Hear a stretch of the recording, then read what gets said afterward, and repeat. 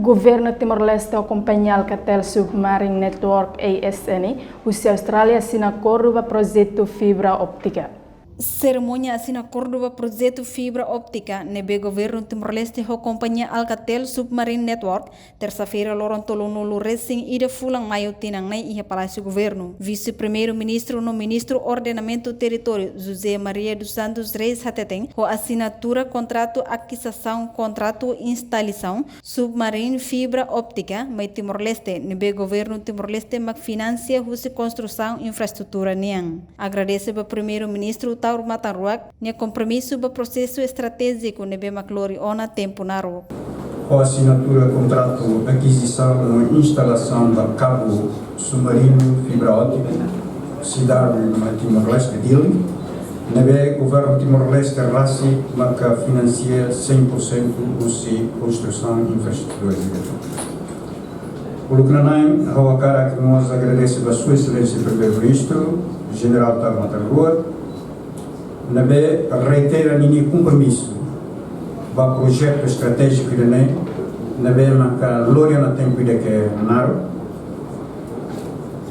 e nós atualmente que senhor primeiro-ministro a muito com nini executivo e o oitavo governo constitucional liu para membro do governo nabe makola parte do comissão interministerial o esforço toma ou de acelera a preparação e implementação do cabo submarino fibra óptica, por isso saímos marco e importante para o oitavo governo constitucional, no governo da NB, halo da dan ona reforma do setor tecnologia, na comunicação, por haver Timor-Leste para era digital.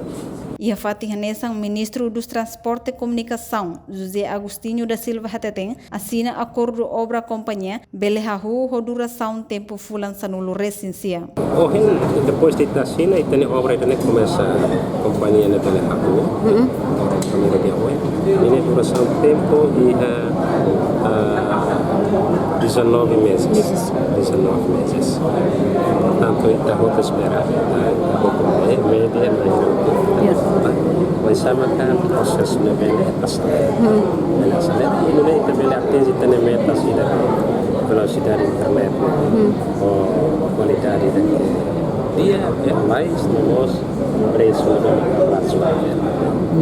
Orçamento nebe mak usa hamoto milhão tolo nolo recensia ho carácter anual primeira fase. Batinang idane prevê osang ho montante milhão 6 milhões. Baoin tem que estabelecer no transforma baoin equipamentos nemak usa sosa husi mercado mundial. E a cerimônia assinatura ne vice-primeiro-ministro no Ministro Ordenamento Território José Maria dos Reis enquanto primeiro-ministro Taur Mataruak magsay sa simba acordo refere. E assina acordo ne hetam participa husi embaixador Austrália Bill Costello.